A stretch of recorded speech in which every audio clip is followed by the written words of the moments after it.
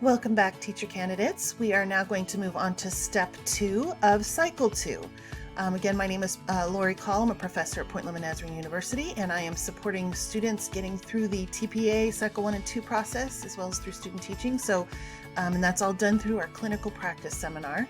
So if you are watching this video, you are likely in clinical practice 2, and you are working towards your cycle 2 assessment, completing it. TPA. So let's take a look. Step 2 is teach and assess. We started by planning. Now we're going to move to teach and assess. After this, we're going to be moving to reflection, and then we're going to apply. So let's take a look at what teach and assess looks like, the overview. Now, as I said previously, please have your assessment guide always ready and open. I recommended in step 1 that you have it printed. I will get you a copy for you if you need one. Just tell me, especially if we're still locked in lockdown and quarantine at home during COVID-19. So just let me know. I'll get you your copy. And so let's take a look at the highlights. This is the broad overview, and the assessment guide will give you the granular details.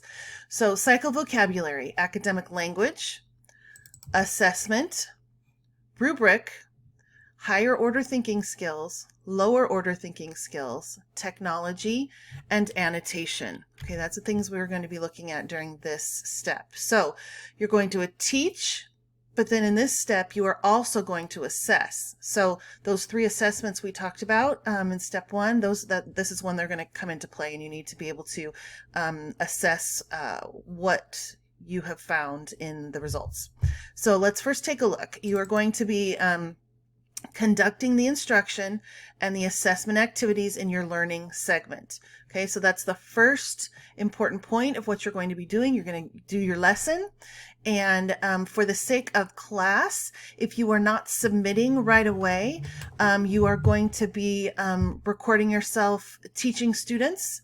If it's during COVID-19, perhaps in Zoom or maybe in Google Hangout or Meet, and then using something like Screencast-O-Matic to record yourself teaching students, or you can record in Zoom.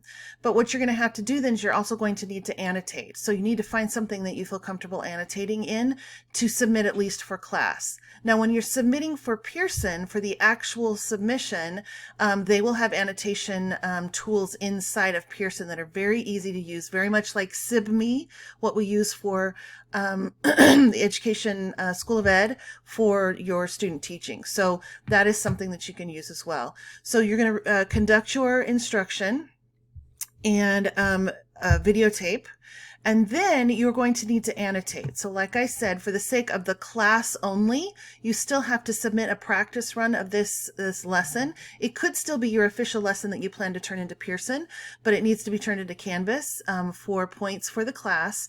CTC recommends that you practice recording. So these can be just practice runs, or these can end up being the real thing. It's up to you.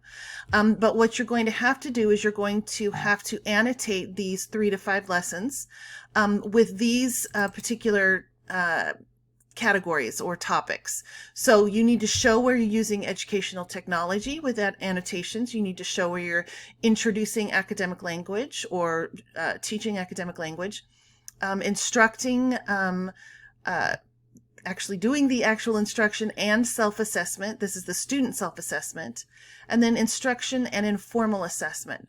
So in keeping in mind, that's why I have this up here, the little text box, is because you need to be giving feedback to students, and they're looking for that. So you need to either be talking about it in your narrative that you write, or you need to be saying it in the video and when you're teaching, giving feedback. If you are still in the midst of COVID-19, and you are teaching online, this requirement here for educational technology is met. So all you have to do is just pick any portion in the video and click annotation and say, I am using Zoom as my instructional educational technology, and that will meet the requirement, and you'll be good to go. If you are teaching in the classroom in person, then you will need to find a way to implement technology where students are interacting with technology, at least one-on-one, perhaps on a smart board, touching the screen, but they need to be interacting with the technology and learning from its use. Okay, so just keep that in mind. So that is part G. is going to be the 4 unedited annotated video clips, and they need to be 5 minutes or less. Keeping in mind, just like in cycle 1, you do not edit them. Don't put pretty titles across them, great little fade in and fade out. Don't do any of that. Just leave them raw as is. Okay, that's really, really important. And then Part H is going to be your written narrative template.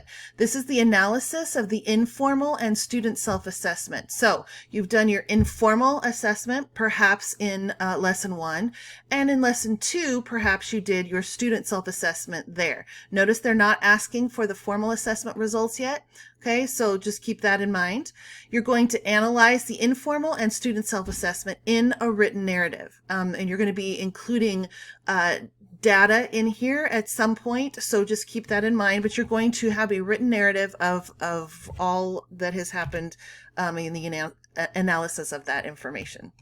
So then what you're going to do, so the bottom portion here is regarding the rubrics of how you are going to be scored. Okay, so keep that in mind. It's how you are going to be scored on what you've submitted to Pearson. So the 4 rubrics that you need to be keeping in mind that are going to be there for you are focusing in on your academic language that you use in your lessons, the educational technology, and once again, that's met if you are during COVID-19 and you're teaching online. That's met by just being in Zoom or Google Hangout. The next is instruction and self-assessment, the student self-assessment, then instruction in your informal assessment, and then how much feedback you give to students. So this is going to be extremely important for you to take a look at and review, because it's going to help you to know if you're doing what you should be doing. And next, although these are, it looks overwhelming here, these questions, these are extremely important to helping you kind of assess whether you're doing what you should be doing.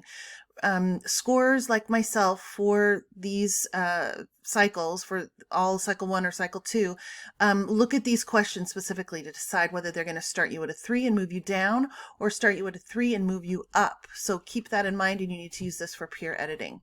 And so then what we also want to be sure of is to remember that the score that you need is 21 out of 45, that you're using higher order thinking skills, and that you're shooting for a 3, 4, or a 5.